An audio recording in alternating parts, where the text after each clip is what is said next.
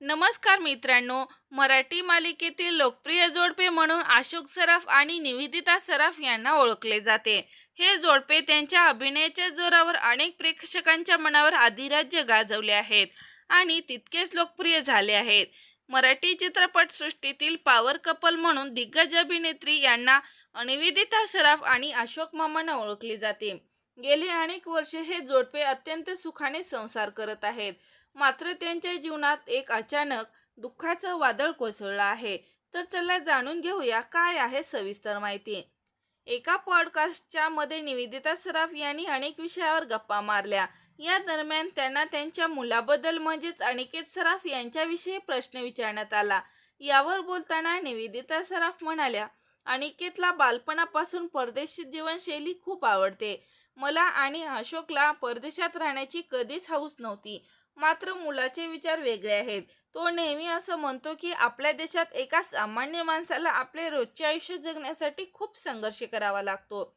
या उलट भारतापेक्षा परदेशातील जीवन हे तुलनेने सोपे आणि सुखरूप असते.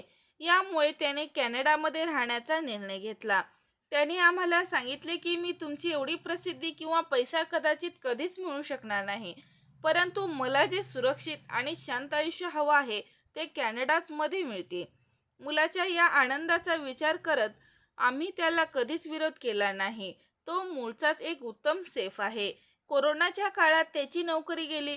त्या कठीण काळात आम्ही त्याला भारतात परत येण्याचा सल्ला दिला होता, पण अगदी त्याच वेळी त्याला कॅनडाचे नागरिकत्व मिळणार होते. त्यामुळे त्याने भारतात परत न येता तिथेच थांबण्याचा निर्णय घेतला. नोकरी केल्यानंतर त्याने इकडे येण्याचा विचार केला नाही. त्यांनी इकडे नवीन सुरुवात करत तेथील मुलांना इंग्रजी शिकवण्यास प्रारंभ केला. तो विविध रहस्यमयी कथा आणि कोड्यांच्या माध्यमातून अत्यंत नाट्यमय पद्धतीने मुलांना इंग्रजी शिकवतो. एकुलते एक मुलाने आपला देश सोडून इतके दूर परदेशात राहणे हे आमच्यासाठी सोपे नाही. अनिकेत कॉलेजमध्ये असेपर्यंत मी त्याला पुण्याला देखील एकटे जाऊ दिले नव्हते. त्यामुळे तो आता कायमस्वरूपी कॅनडा स्थायिक होणार आहे.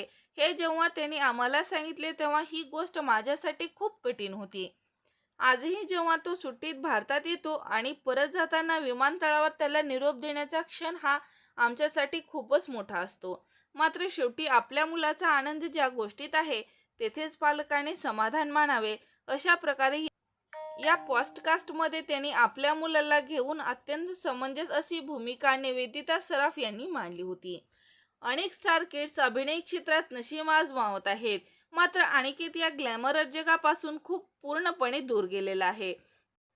तर मित्रांनो, अशोक सराफ यांचा मुलगा अनिकेत सराफ यांच्याबद्दल तुमची काय प्रतिक्रिया आहे कमेंट करून नक्की सांगा. तोपर्यंत धन्यवाद.